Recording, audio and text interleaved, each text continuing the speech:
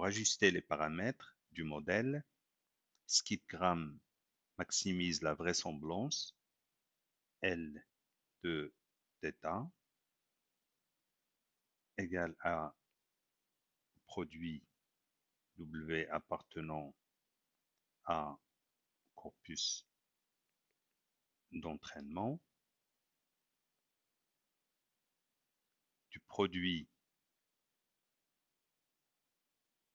pour C appartenant au contexte du mot W de la probabilité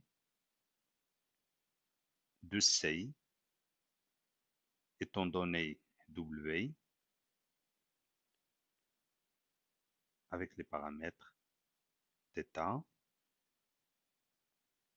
CW étant le contexte du mot W. Ici, W parcourt tout le corpus d'entraînement. Donc, cela revient à ajuster les paramètres de façon à maximiser globalement, puisqu'on prend le produit sur tous les W de C-train, donc à maximiser globalement la probabilité P de C sachant W pour les mots du corpus d'entraînement C-train tel que C soit dans le contexte de W dans ce corpus d'entraînement.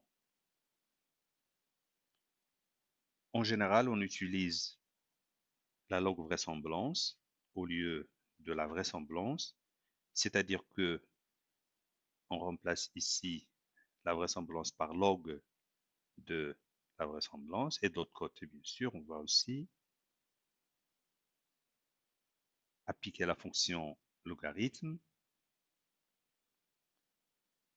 Donc, log du produit, c'est la somme des logs. Donc, on va l'appliquer deux fois, donc pour le premier produit et puis pour le deuxième produit. Cela donne la log vraisemblance que l'on note LL de θ, puisqu'il s'agit d'ajuster les paramètres θ. Donc, LL de θ égale à sigma pour tous les mots du corpus d'entraînement, C-train, de sigma pour tous les mots du contexte de W, de la log de la probabilité de C sachant W, bien sûr avec les paramètres θ.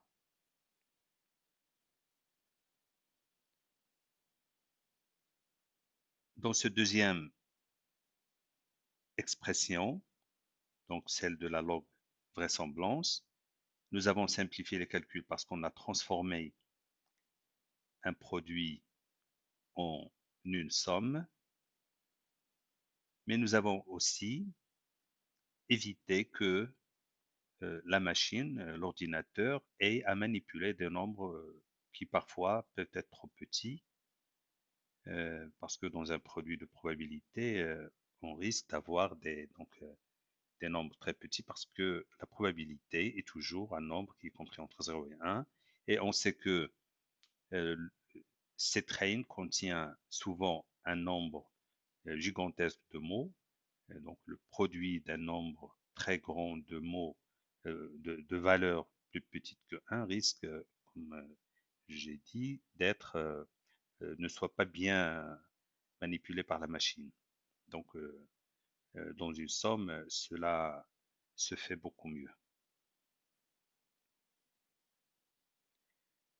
Donc, pour ajuster les paramètres, il faudrait définir une fonction de perte. La fonction de perte que nous allons utiliser est jθ égale moins 1 sur la taille du corpus d'entraînement multiplié par la log vraisemblance, ce qui est équivalent à la log vraisemblance. Donc, maximiser la log vraisemblance est équivalent à minimiser J de θ. Bien sûr, le fait de diviser par la taille de ces traits normalise d'une certaine manière donc la log vraisemblance ou bien la fonction de perte Jθ, puisque ça ne dépendrait plus de la taille donc, du corpus d'entraînement. Ça peut aussi être appliqué, on l'a déjà vu avec les n-grammes, donc ça peut être appliqué à des phrases dans le corpus. Et donc la fonction de perte ne dépendrait plus de la taille de la phrase ou bien d'une séquence de mots. Le moins ici, donc le moins, permet de passer d'une maximisation à une minimisation. Donc, on est habitué en mathématiques à minimiser une fonction au lieu de la maximiser, mais en gros, ça ne change pas grand-chose. Donc, la fonction de perte j de θ est égale à moins 1 sur la taille de ces trains, sigma, pour tous les mots du corpus d'entraînement, de sigma pour c'est dans le corpus d'entraînement, mais en particulier dans le contexte du mot W, log de P de C étant donné W, les paramètres θ.